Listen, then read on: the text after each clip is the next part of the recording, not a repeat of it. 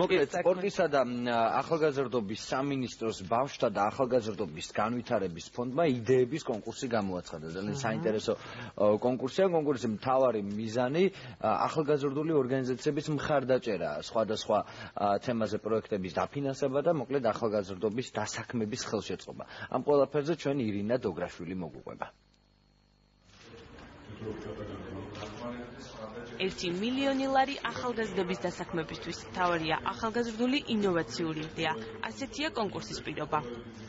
ჩვენ გვაქვს 4 პროგრამა, ეს არის ახალგაზრდების დასაქმებისა და არაფორმალური განათლების პროგრამა, რომელშიც შედის ასევე სოციალური მეწარმეობა.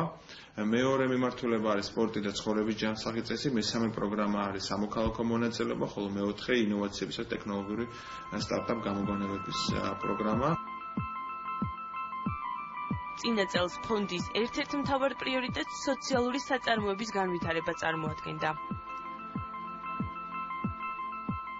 20 საწარმოება უკვე დაფინანსდა, განსაკუთრებით აღსანიშნავია ესეთ რეგიონებში, ბანკში, მაღალმთიან რეგიონებში ძალიან ბევრი საინტერესო იდეა განხორციელდა და შემდგომშიც ვფიქრობ, რომ ეს ფორმატი აძლევს საშუალებას ახალგაზრდებს თავიანთი იდეების განხორციელებას და სახელმწიფოსგან მაქსიმალურად ხარდაჭერით იქნება აღნიშნული პროექტი. ჩვენ დარწმუნებული ვართ, რომ ბევრი ნიჭიერი ახალგაზრდა ცხოვრობს საქართველოში, რომელსაც აქვს საინტერესო იდეები, უბრალოდ ამას ჭირდება ხორჩესხმა, თვითორგანიზება, რომ მათ იდეის სახით წარმოადგინონ პროექტი და ჩვენ მზად ვართ, რომ ინოვაციების მიმართულებით ჩვენი ნიში დავიკავოთ საზოგადოებაში.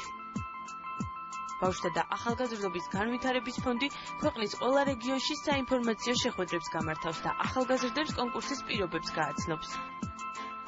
დავგეგმეთ უპრეცედენტო კამპანია საქართველოს მასშტაბით, დავდივართ სხვადასხვა რეგიონებში, გასვლა იქნება ასევე რაჭაში, ონში, ამბროლაურში, ტყიბულში, იმერეთში, სამეგრელოში, გარდა ამისა ვაპირებთ ხულოში, შუახევში და ქედაში ჩასვლას და პარალელურად სხვა რეგიონებში, საიდანაც გვინდა რომ ეს სიკეთე გადამდები იყოს ახალგაზრდებისთვის და ბევრი იდეა მივიღოთ 2016 წელს. ფონდის დახმარებით ახალგაზრდებს დიდი შესაძლებლობა ეძლევათ თავიანთი ინოვაციური იდეები რეალობად აქციონ.